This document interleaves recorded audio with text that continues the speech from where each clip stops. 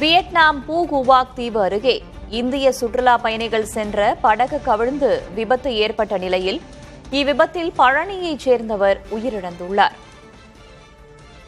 படகில் பயணித்த இந்திய சுற்றுலா பயணிகள் 32 பேரில் 15 பேர் உயிரிழந்ததாக தகவல் வெளியாகியுள்ளது. இதில் தமிழகத்தைச் சேர்ந்த 10 பேர் இருந்ததாகவும் தகவல் வெளியாகியிருந்த நிலையில் பழனியைச் சேர்ந்த முருகப்பிரபு என்பவரும் உயிரிழந்துள்ளார்.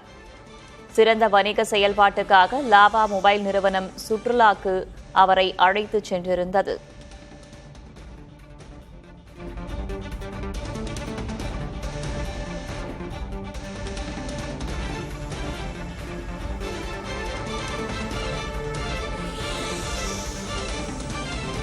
கூடுதல் தகவல்களை வழங்குவதற்காக செய்தியாளர் ஆறுமுக பாண்டி இணைந்திருக்கிறார். அவரிடம் கேட்கலாம். ஆறுமுக பாண்டி, பழனியைச் சேர்ந்தவர் உயிரிழந்திருப்பதாக தகவல் வெளியாகியிருக்கிறது. மொத்தமாக எத்தனை பேர் சென்றார்கள்? என்ன நடந்தது? குடும்பத்தினர் என்ன சொல்றாங்க?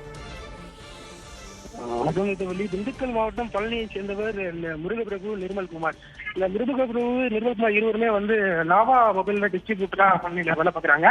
அவங்க நல்லா சிறப்பாக செயல்பட்டதுக்காக அவங்க கம்பெனி சார்பில் வியட்நாமுக்கு அவங்க டூர் கூட்டிட்டு போயிட்டு இருக்காங்க.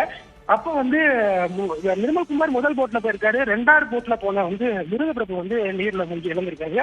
இப்போ அவங்க பழனியில சித்திரை அபார்ட்மெண்ட் இருக்காங்க. வீட்டுல சொந்தக்காரவங்க எல்லாம் உறவினர்கள் சோகத்தை மூழ்கிருக்காங்க. இது இந்திய தூதரக அதிகாரிகள் அவங்கள்ட்ட என்ன சொல்லியிருக்காங்கன்னா, உடலை மீட்பதற்கான முயற்சி நாங்கள் எடுத்துக்கிட்டு இருக்கோம், நாளைக்கு உங்க சொந்த ஊருக்கு வந்துடும் அப்படின்னு சொல்லிட்டு உறவினர்கள் தெரிவித்திருக்காங்க. பழனியிலிருந்து எத்தனை பேர் சென்றார்கள்? எப்போது சென்றார்கள்? கூடுதல் விவரம் என்ன? பழனியிலிருந்து முருகப்பிரபு, நிர்மல்குமார் இருவரும் தான் சென்றிருக்காங்க. கடந்த 4 நாட்களுக்கு முன்னாடி அவங்க சென்றதா சொல்றாங்க. போயிட்டு நாளை மறுநாள் வருவதாக தகவல் இருந்த நிலையில் இந்த விபத்து நடந்திருக்கிறது.